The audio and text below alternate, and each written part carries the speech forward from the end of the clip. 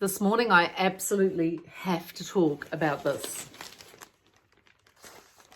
It is a double-page spread of lies, slander, and election interference in the Christchurch Press this morning.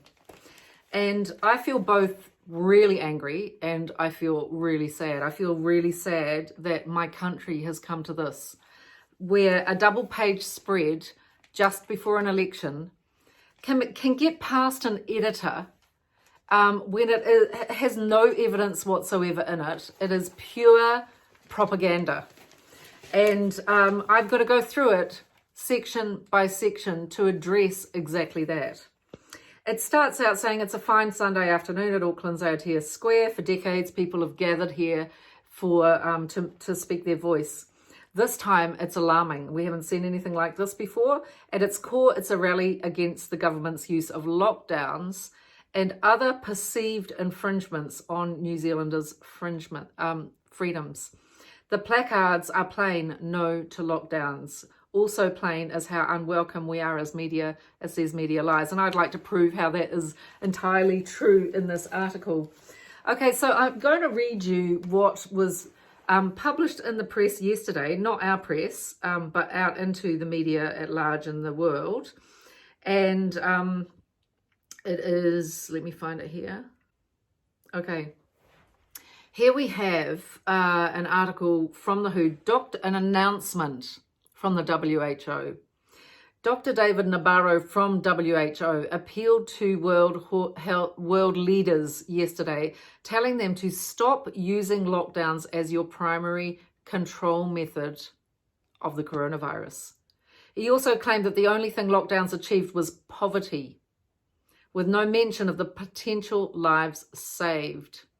Lockdowns just have one consequence that you must never ever belittle, and that is making poor people an awful lot poorer, he said. We in the World Health Organization do not advocate lockdowns as the primary means of control of this virus, Dr. Nabarro told The Spectator. The only time we believe a lockdown is justified is to buy you time, reorganize, regroup, rebalance your resources, protect your health workers who are exhausted, but by and large, we would rather not do it. His main criticism of lockdowns involved the global impact, explaining how poorer economies that had been indirectly affected. Just look at what's happened to tourism industry in the Caribbean, for example, or in the Pacific, because people aren't taking their holidays, he said. Look what's happened to smallholder farmers all over the world. Look what's happening to poverty levels. It seems that we may well have a doubling of world poverty by next year. We may well have at least a doubling of child malnutrition. Now, I believe that this statement is in response to a group of lawyers who have got together. Let me just find that article here, which says, Gothenburg, Germany, October 8th. An international group of lawyers is preparing to sue the World Health Organization over damages inflicted on large parts of the population by the coronavirus lockdowns.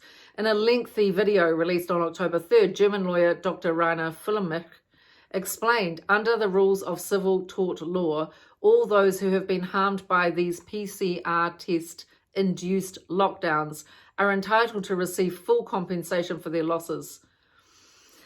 What we're looking at is a situation where this party, who is still being made out to be completely nuts, or as the leader of the opposition, Judith Collins, would like to say, insinuate, insane, actually said what the World Health Organization is now saying.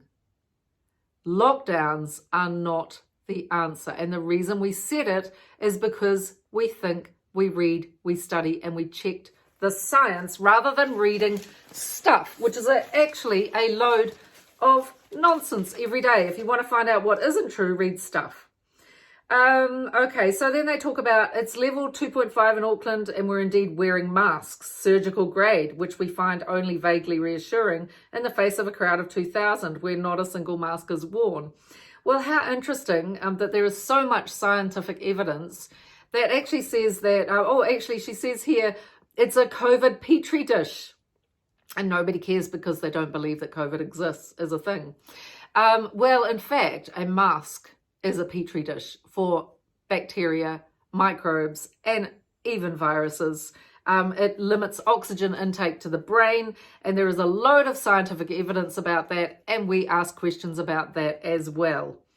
One woman, as we're filming, one woman, she points at our faces and says, "These masks do nothing. I think you're wasting your time."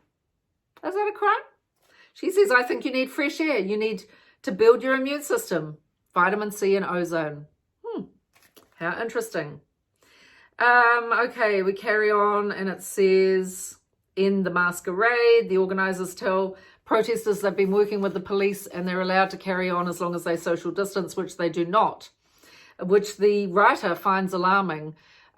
Interesting though, can you please point me to all of the cases of COVID-19 that came out of 2,000 people not social distancing between level 2.5, during level 2.5. So they're saying here that the people are gathered here taking their cues from, the aspiring politician whose ascension has been stellar, already within a few short months, leader of his own movement, the New Zealand Public Party. Okay, Billy Tikahika is the only candidate that is truly fighting for our freedom, one person tells. He is their new messiah, drawing not just the impressive crowd at the rally, but epic numbers on social media. This is actually really slanderous, to take a political leader and say that he is our messiah. He is not our messiah. We are a movement. We are a gathering of people. He's just the man who had the courage to stand up and say what we're all thinking and what we all want to say. There is nothing messiah-ish about it. That is just purely insulting. And then we get down to... Oh, and then it goes on to say that Billy is renowned for not paying people as a musician. Well, and that he has had inappropriate sexual behavior towards women. Billy has addressed both of these matters, and basically this is slanderous as well. There is no evidence present. There is no person that they're quoting, not even, and this is not a matter that has not been taken to court and should not be quoted. They do not know. There is no fact behind that. They say when he takes the stage, it's a very well choreographed performance complete with a posse of big men, sentries flanking him. It's difficult to know who they're protecting him from. Perhaps the international assassins he claims to have been targeting him, or perhaps our communist or socialist government, or perhaps the state-run media, or the corrupt United Nations, or the people laying 1080, or the poisoning through 5G, or someone carrying out full-term abortions. Interesting, they mention a lot of things that are of grave concern to New Zealanders, as if they don't matter. This is a democracy, and we get to speak our voice. As for big men flanking Billy, I was right there flanking Billy. Those big men were people, they just happen to be big, and they happen to want their voices heard as well. And there were some big, beautiful Maori men there carrying flags saying, yeah, we stand here too, and we agree with this, and he's speaking our words, and I want to be here to be part of that. They wanted to stand for their freedom as well, the freedom of press. I'm embarrassed of our media. I'm so embarrassed. Day after day, I read newspaper articles that have no opposition, no journalism, no investigation. They are full-out opinion pieces that are straight-up propaganda in support of the reigning government. The rally is alarming because when we embarked on this investigation, we wondered whether people showing people the evidence that their leader is flawed might prompt them to question, excuse me, where is the evidence? I don't see one tiny little bit of evidence. Okay, perhaps if we set out a reasoned and logical account, what it says about the la-li-da. Okay. Then it says, almost everyone we spoke to for the documentary, they've made a documentary, told us Takahika is intelligent and well-read. The problem is, though, as journalist David Farrier shows, he's reading and watching all the wrong things, but doesn't realise it. Excuse me, but when did David Farrier become the only source of truth? When did Farrier decide what we should be reading and what we shouldn't be reading? When did Farrier become the only source of truth in this country to be quoted in a mainstream, actually powerful, because a lot of people read this, newspaper without question? One person fast falling down a rabbit hole aided by YouTube algorithms and the adrenaline of live social media posts is one thing, but when the reaction they receive through sharing those posts is so intoxicating, this is absolute degradation of New Zealand people. It's so disrespectful. It's so deeply, deeply disrespectful. We must rise up. We must hold these media to account. Interesting, they did not put their name to the article, and I'm not surprised. Not surprised. So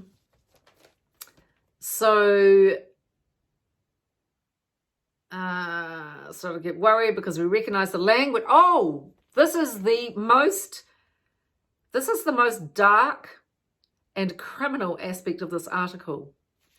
They say, and that's when we really started to worry, because we recognized that language from when we researched the message board site 8chan, which I've never heard of, home to those the Christchurch massacre murder calls his cobbers. We were monitoring the site for our documentary Infinite Evil in the wake of the Christchurch massacre. It's a vile site awash with misogyny and Islamophobia and anti-Semitism, and much more hideousness, including a violent attack on everyone they decide to go after. Billy Tikahika's followers use exactly the same words and tactics. This is absolutely disgusting and slanderous. You are talking about me in this article. I've never even heard of this site. This is absolutely horrid lies. It is vile. In fact, all of those words could be used toward the editor and the writer of this article. I find it absolutely vile to paint a group of beautiful people who are, all they're doing is asking questions. And then we get, that is a completely unnecessary part of this article. It has nothing to do with this party. Nothing at all. But it's worse because they're not doing it anonymously on the dark web. Oh, so they now think that if we have questions for the government, if we have questions for the media, we should be doing it on the dark web? Who do they think we are? We are the public of New Zealand. This is what our country has turned into, people. Okay.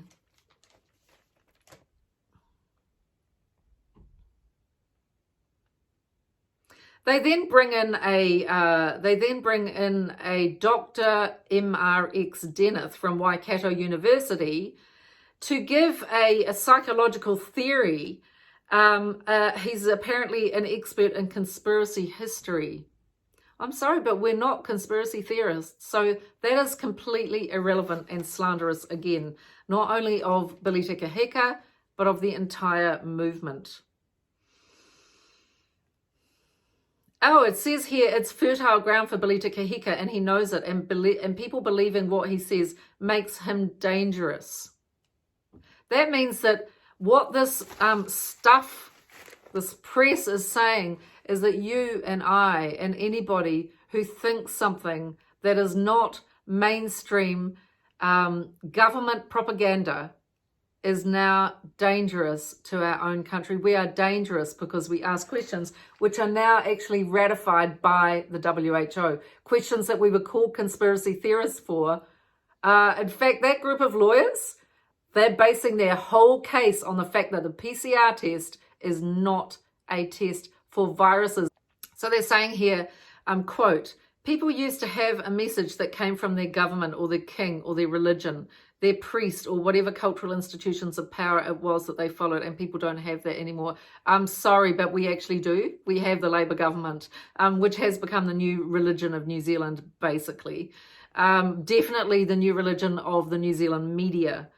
So when we find a new leader like Tikahika, Kane believes it's important to show them that leader might not be who they think he is. Well, I've actually spent time with Billy Tikahika, and I can tell you that so far, everything that I've been led to believe that he is. He's an incredibly decent, big-hearted guy.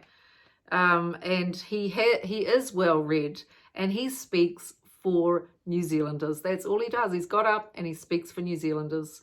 And we're meant to be living in a democracy, which it appears that we no longer live in, which means that if you think something different, you're allowed to vote for the ideas that you do support. And that is what we are doing. So it says here, right now, though, Billy Tikehika's followers seem to only be hearing what he says. They trust him. Yeah, that's right. Yeah, we do. Because what he's talking about is what we're thinking and what we've also studied. As one puts it to us like this, what he's saying sounds more true. Well, not only does it sound true, but that's based for most of us on the fact that we're also doing our own research, and we find that we align with the things that Billy Tikehika says. And fundamentally, what it is that he speaks his truth. So even if I, as a candidate, didn't 100% agree with everything he has to say, what I'm excited by is that there is a party now where I get to say it. I get to say what's on my mind, what's important to me, what I think is wrong with the country, and what I would like to see the country move into. And so that is my overview of this article. It says, but maybe they're in your family or someone you know. Maybe let them know what you've seen about their leader. So I'm just going to read the final part of this article where it says, given they believe the media is evil, they probably won't watch false prophet. Yeah, actually, in this case, I would say that the media is being evil. They are interfering with our election, and they are at least being illegal. And I really look forward to holding these people to account later. Given they believe the media is evil, they probably won't watch false prophet, but maybe they're in your family or someone you know. Maybe let them know what you've seen about their leader. I'm going to do that. First of all, that's incredibly patronizing, incredibly disrespectful of your fellow Kiwis stuff. And I will actually tell you what I've heard about the leader of the party Advanced New Zealand, NZPP, because I know him personally. And Billy is a very, very brave man. He is kind, he's warm-hearted, and he's stronger than probably anyone that I've personally known. I mean, I have met some pretty powerful people, presidents. But I think that in an environment which is what we're seeing today, we're basically living in a totalitarian country where our media is pure propaganda. For an individual to stand up before anyone else did and do what Billy did, I call him Braveheart. And I thank God for Billy Tikehika, because he has given my voice a platform, and he has given hundreds of thousands of New Zealanders a platform that says, yeah, we hear you, and we're going to get in the parliament and we're going to speak for you.